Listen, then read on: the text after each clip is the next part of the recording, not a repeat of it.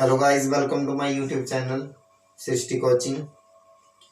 आज हम करने जा रहे हैं 11th क्लास का थर्ड चैप्टर ट्रिग्नोमेट्रिक फंक्शंस, जिसके अंदर हम एक्सरसाइज 3.1 की इंट्रोडक्शन पढ़ने जा रहे हैं।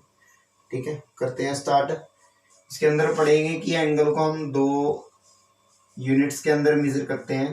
पहला है डिग्री, जो हम पहले से पढ़ते आ रहे हैं कि जैसे 30 डिग्री, 70 डिग्री, 80 डिग्री। और दूसरा है हमारे पास रेडियंस, जैसे कि 5 रेडियंस, 2 पाई रेडियंस। ये 2 पाई क्या है इसको बताएंगे, ठीक है अभी। और 6 पाई रेडियंस, ठीक है। ऐसे तो आप थोड़ा सा इससे आइडिया लगा सकते हो कि जैसे हमें पता है कि लेंथ को, जो हमारी लेंथ होती है वो अगर 1 मीटर है तो उसको हम 100 सेंटीमीटर भी बोल सकते हैं। ये सेम लेंथ को हमने क्या कर लिया, 2 यूनिट्स में मेजर कर लिया। एक बार मीटर में किया, एक बार सेंटीमीटर में। बट हमें पता है कि अगर ये लाइन 1 मीटर की है तो हम इसको 100 सेंटीमीटर की भी बोल सकते हैं। ठीक है, क्यों? क्योंकि 1 मीटर के अंदर क्या होते हैं, 100 सेंटीमीटर होते हैं। तो हमने इस लाइन सेगमेंट को क्या कर लिया, एक बार मीटर में मेजर कर लिया और एक बार सेंटीमीटर में, बट दोनों इक्वली है।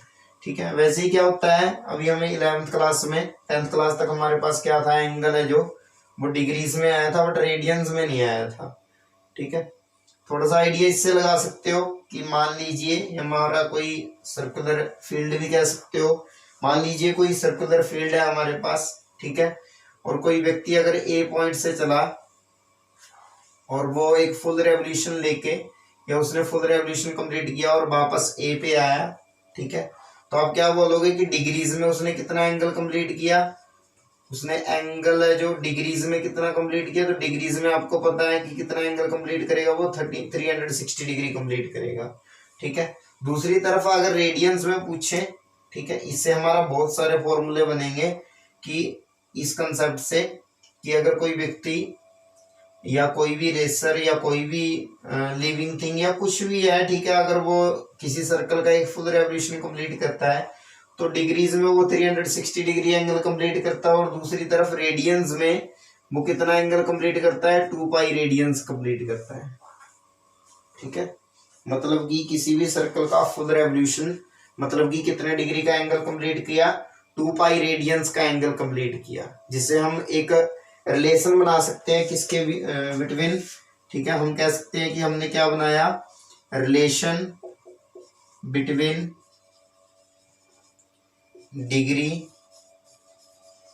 And radians. दोनों के बीच में रिलेशन क्या बनेगा, ठीक है। जैसे कि आपने पहले क्या देखा कि एक रिलेशन देखा लेंथ के अकॉर्डिंग कि 1 मीटर में 100 सेंटीमीटर होते हैं।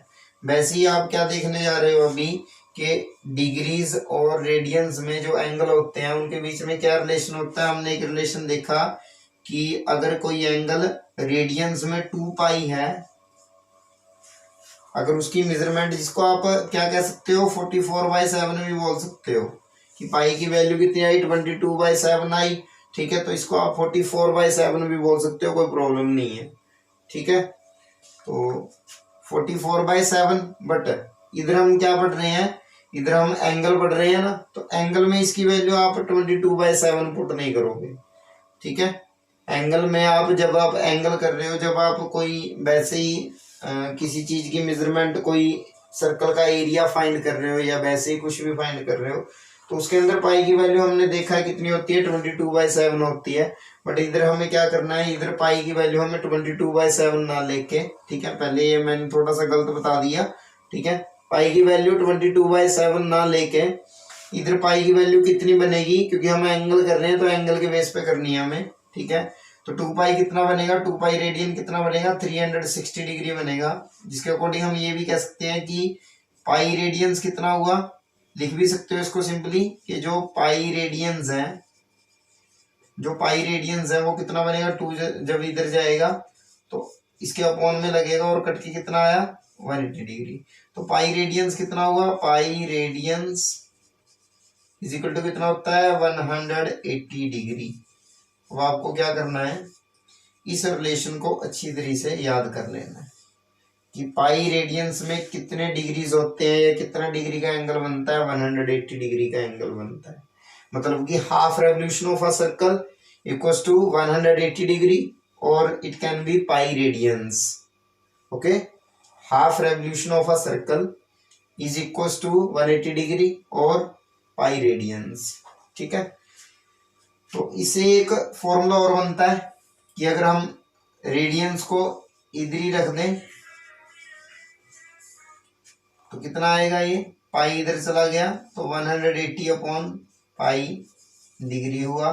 ठीक है, ये फॉर्मूला भी आपको याद रखना है कि 1 रेडियन के अंदर कितने डिग्री होते हैं, 180 अपॉन पाई डिग्री होते हैं। और अगर बात करें कि 1 डिग्री के अंदर कितने रेडियन होते हैं, तो आप क्या करो, डिग्री को इधर ही रख लो, 180 इसके अपॉन में चला जाएगा तो कितना आएगा, पाई अपॉन 180 रेडियंस होंगे। ठीक है, आपने इन दो रिलेशंस को भी याद रख लेना है। ठीक है, क्योंकि एक्सरसाइज 3.1 का पहला पार्ट क्या बताता है हमें, या फिर क्या पूछता है हमसे कि रेडियंस को डिग्री में कन्वर्ट करो या डिग्री को रेडियंस में कन्वर्ट करो। तो उसके लिए आपको ये रिलेशन याद होने, आप फॉर्मूला भी बोल सकते हो इसको। ठीक है, कि 1 radian equals to 180 upon pi degree, और 1 डिग्री किसके इक्वल होता है, पाई अपॉन 180 रेडियंस के इक्वल होता है। क्लियर है? ठीक है, एक फॉर्मूला एक्स्ट्रा से याद रखना आपको, एक फॉर्मूला और जो आपको याद रखना है अभी इसके अंदर, वो है कि अगर हमें मान लीजिए इसी सर्कल के अंदर अगर इस आर्क की इतनी सी लेंथ की मेजरमेंट है जो बताई गई है, मान लीजिए कुछ भी सेंटीमीटर की है, सपोज कीजिए एल है ये। ठीक है, एल किसको डिनोट कर रहा है, लेंथ ऑफ आर्क को। ये जो इतनी आर्क है इसकी लंबाई या इसकी लेंथ हमें पता है। ठीक है, और सर्कल का अगर हमें रेडियस पता है, ये दोनों सर्कल के रेडियस हो गए। ठीक है, तो हमें बताना है कि जो ये सर्कल है, और जो ये आर्क है, वो सेंटर पे कितने डिग्री का एंगल क्रिएट करेगी। दोबारा अगेन बता रहा हूँ। ठीक है, हमें क्या क्या गिवन है कि लेंथ ऑफ आर्क गिवन है हमें। ठीक है, और हमसे पूछा गया है कि उस लेंथ ऑफ आर्क से या लेंथ ऑफ आर्क के द्वारा बनाया गया सेंटर पे एंगल कितने डिग्री का होगा या कितने रेडियंस का होगा, ये बताना है। तो ये बताने के लिए आपको क्या करना है, आपको करना है थीटा। थीटा हमारा एंगल हो गया, और ये एंगल किस में आएगा, इन रेडियंस आएगा अगर आप ये फॉर्मूला यूज करोगे जो मैं बताने वाला हूँ। ठीक है, थीटा किस में आएगा, इन रेडियंस में आएगा, रेडियंस की यूनिट में आएगा, ना कि डिग्रीज की यूनिट में आएगा। Theta in radians equal to किसके होगा, लेंथ ऑफ आर्क, और अपॉन में क्या आएगा, रेडियस ऑफ सर्कल। आप इसको ऐसे भी लिख सकते हो कि थीटा किसके इक्वल होगा, थीटा होगा एल अपॉन आर के equal. L means length of arc, R means radius of circle. ठीक है, तो थीटा इक्वल टू किसके होगा, अगर इधर दिखाई ना दे रहा हो तो थीटा इज इक्वल टू किसके होगा, एल अपॉन आर के इक्वल होगा। ये फॉर्मूला भी आपको याद रख लेना है। ठीक है, एक्सरसाइज 3.1 इन 3 फॉर्मूलाज पे डिपेंड करती है। अगर आपको ये कम्प्लीटली तौर पे आते हैं और ये रिलेशंस के बारे में आपको अच्छे से पता है, तो आप आसानी से क्या कर सकते हो, एक्सरसाइज 3.1 को कंप्लीट कर सकते हो। ये नहीं है कि एक्सरसाइज 3.1 ही कंप्लीट होगी इससे। ठीक है, आगे भी आपके ये काम आएंगे रिलेशंस हैं जो 3rd चैप्टर के अंदर या बाकी किसी भी चैप्टर के अंदर, तो आपको ये ध्यान में रखने हैं। Thank you very much. ठीक है, थैंक यू फॉर